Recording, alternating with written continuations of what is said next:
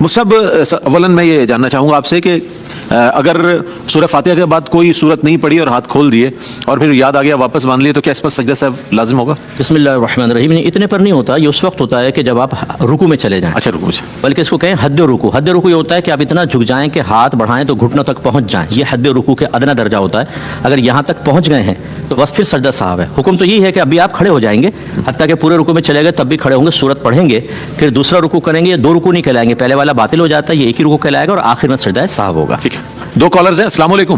وعلیکم السلام. سوال کوئی بہت شکریہ آپ کا. جی مصعب. دیکھیں, اگر قریبی رشتہ دار سود کھاتے ہیں تو ضروری نہیں ہے کہ جو آپ کو نفلی صدقہ ملا ہے یا عیدی اسی سود میں سے دیا گیا ہو, چونکہ اس میں دونوں احتمال موجود ہیں, تو آپ کے لیے بالکل طیب حلال ہے.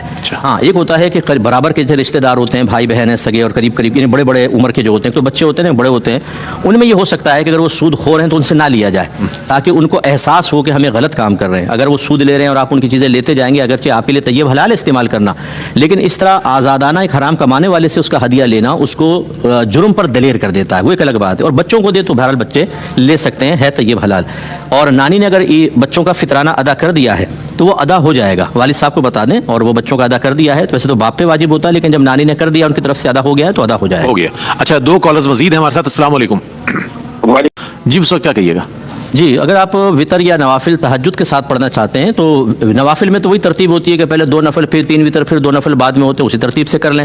اور تہجد اور وطر کے اندر بہتر یہ ہے کہ پہلے تہجد پڑھیں پھر وطر پڑھیں. یہ طریقہ نبی کریم صلی اللہ علیہ وسلم سے بعض صورتوں میں منقول ہے, ورنہ الٹ بھی کر لیں گے تو کوئی حرج نہیں ہے.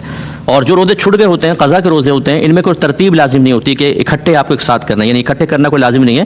آپ وقتاً فوقتاً بھی کر سکتے ہیں, ایک روزہ رکھ لیں, 2 دن کا گیپ, پھر ایک روزہ رکھ کے اس طرح کے کمپلیٹ کر لیں. ٹھیک ہے, کالر ہمارے ساتھ. السلام علیکم, فرمائیے گا. جی بالکل, ان کے سال بسال زکوٰۃ بنتی رہے گی, کیونکہ وہ جو بینک کے پاس رکھا ہے وہ قرض کی صورت ہے, اور جب مقروض اقرار کر رہا ہو تو اس پہ سال بسال زکوٰۃ بنتی رہتی ہے. وہ اور یہ سوا تولہ جو سونا ہے, ہر سال سوا تولہ سونے کی پہلے قیمت نکلوائیں, اسے اس میں ملائیں جو قرض دیا ہوا ہے, اور اس کی ٹوٹل کی زکوٰۃ نکال لیں. لیکن جو دیا ہوا ہے, جو نہ رکھ لیا اسکیم میں, اس کی زکوٰۃ کی ادائیگی اس وقت لازم ہوگی جب وہ آپ کو مل جائے گا. چاہے تو سال بسال ادا کرتے رہیں, جب ملے گا تب کچھ بھی ادا نہیں کرنا ہوگا. لیکن یہ جو انہوں نے رکھا ہے بینک کے اندر, یہ ضرور معلوم کر لیں کہ صرف قرض کے طور پہ رکھا ہے یا مداربہ کے طور پہ رکھا ہے, کہ اس کو وہ باقاعدہ کاروبار میں استعمال کریں گے.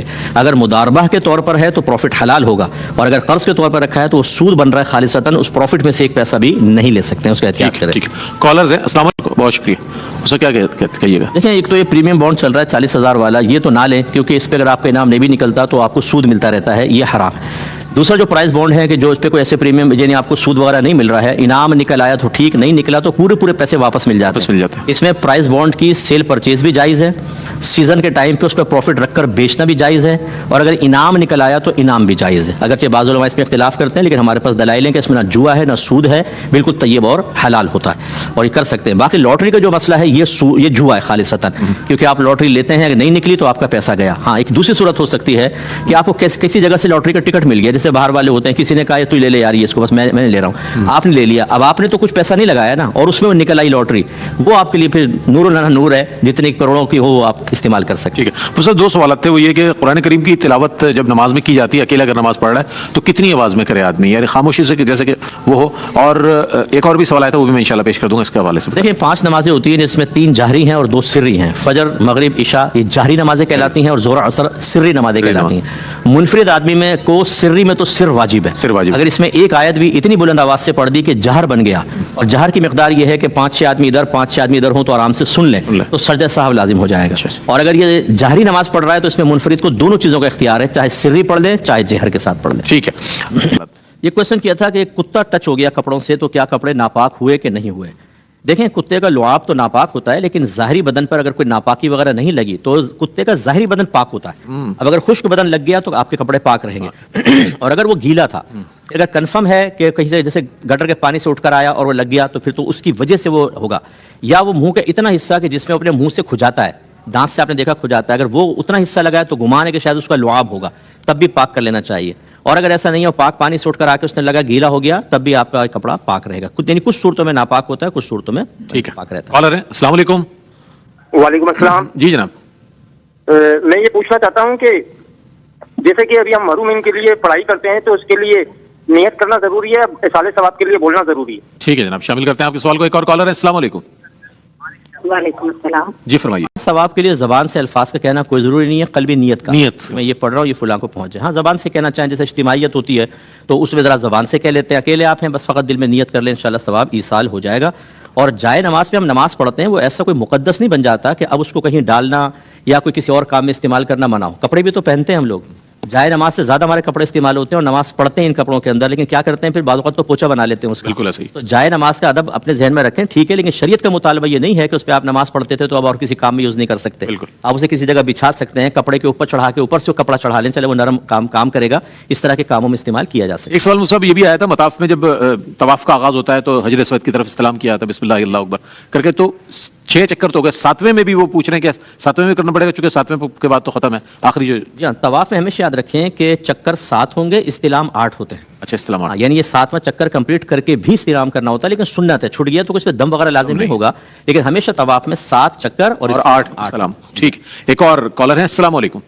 وعلیکم السلام ورحمۃ اللہ وبرکاتہ. مفتی بڑھتے ہیں جی مفتی صاحب، کیا کہیے گا؟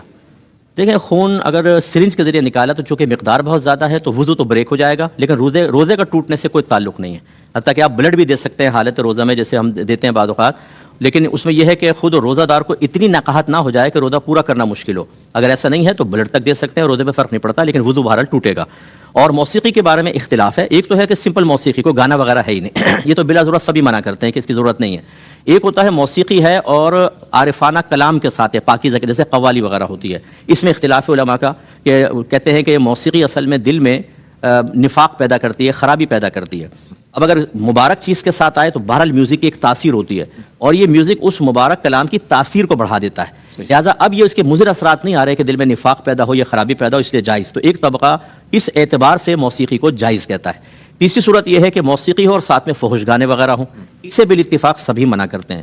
خلاصہ کلام یہ ہے کہ علماء کا اس بارے میں اختلاف ہے. 2 بڑے طبقے ہیں، بعض موسیقی کو جائز کہتے ہیں، بعض ناجائز کہتے ہیں. جو جائز پر عمل کر رہے ہیں ان علماء کو قبول کر رہے ہیں، وہ دوسرے پہ ٹونٹنگ نہ کریں کہ ان کے پاس بھی مفتیان کرام کے فتوے ہوتے ہیں اور وہ ان پہ ٹونٹنگ نہ کریں. قوالی کے بارے میں اختلاف ہے، جو سنتے ہیں کہ یہ اچھا کلام ہے اس وجہ سے میوزک کا، وہ ٹھیک ہے، جو نہیں سنتے وہ ادھر رہے.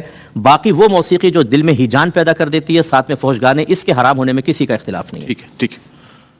2 کالرز ہمارے ساتھ. السلام علیکم. لیکن اس کے بعد تبرکات بانٹنے کی اس بدعت کو ختم کرنی ہے بیسٹ ہے. آپ نے کوئی اتنا بڑا کارنامہ نہیں کیا کہ اس کے تبرکات بٹیں، اس میں ہوتا ہے ریاکاری ہو جاتی ہے. ہم بتاتے ہیں ہم نے قرآن ختم کیا ہے اور اپنے عمل کو ظاہر کر دیتے ہیں، تو بہتر ہے کہ بس قرآن پڑھیں اور خاموش رہیں. اب اپنی قلبی کیفیت دیکھیں، اگر اندر سے بے چینی ہے کہ لوگوں کو پتہ چل جائے تو اس کا مطلب ہے کہ ریاکاری کا مادہ موجود ہے. اب تو بدرجہ اولا نہیں کرنا ہے، اجتناب کریں. اور جس کو زکوٰۃ دینے کے لیے دی تھی، آپ وکیل تھے، آپ نے اوروں کو بانٹ دی، چاہے اس سے زیادہ غریب کیوں نہ ہو، اس کا مطلب ہے کہ برا نہیں مانے گا، وکالت کے اہل نہیں ہے، آپ پہ تاوان لازم ہے. اپنے پاس سے اب جتنی زکوٰۃ آپ نے دوسروں کو دی تھی وہ اسی شخص کو دینا لازم ہے، نہیں دیں گے تو بروز قیامت آپ جواب دے ہوں گے. بہت شکریہ مفتی صاحب، آپ تشریف لاتے ہیں. اور